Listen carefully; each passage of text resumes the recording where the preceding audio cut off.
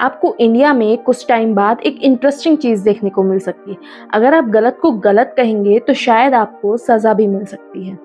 और ये मैं नहीं कह रही हूँ, हमारी जुडिशरी के रीसेंट एक्शन लोगों को ये सोचने पर मजबूर कर रहे हैं। रिसेंटली 8th क्लास की एनसीईआरटी की बुक में जुडिशरी पर एक चैप्टर था जिसमें करप्शन इन जुडिशरी पर एक कॉन्टेक्स्ट था और उसमें ये भी बताया गया था कि इंडिया में कितने केसेस पेंडिंग है और इंडिया में कितने जजेस की अभी ज़रूरत है।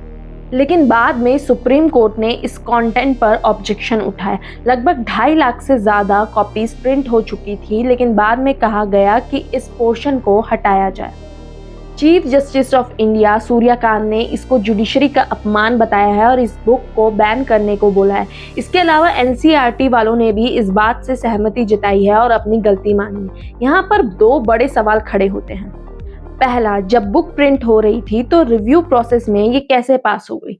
दूसरा, अगर देश के बच्चों को यही नहीं बताया जाएगा कि सिस्टम में कहाँ लूप होल्स हैं, तो फ्यूचर जनरेशन उन प्रॉब्लम्स को कैसे सॉल्व करेगी?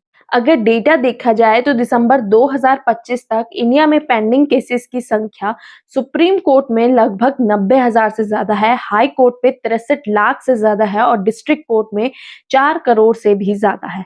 यानी टोटल मिला के 5.5 करोड़ से भी ज्यादा पेंडिंग केसेस है। सोचिए, लोगों की पूरी जिंदगी निकल जाती है लेकिन उन्हें जस्टिस नहीं मिल पाता। एक और फैक्ट, 1987 में लॉ कमीशन ने ये रिकमेंड किया था कि हर 10 लाख पॉपुलेशन पर 50 जजेस होना चाहिए, लेकिन 2025-26 के आसपास के फिगर्स के मुताबिक इंडिया में सिर्फ 15 से 22 जजेस हर 10 लाख पॉपुलेशन के लिए अवेलेबल है। लोगों की उम्र गुजर जाती है, उनके केसेस सॉल्व नहीं होते, उन्हें जस्टिस नहीं मिल पाता, जिसका रीजन है हमारे देश में सफिशिएंट जजेस ना होना। अगर इन कमियों पर बात करना अपमान माना जाएगा तो फिर सुधार कैसे होगा?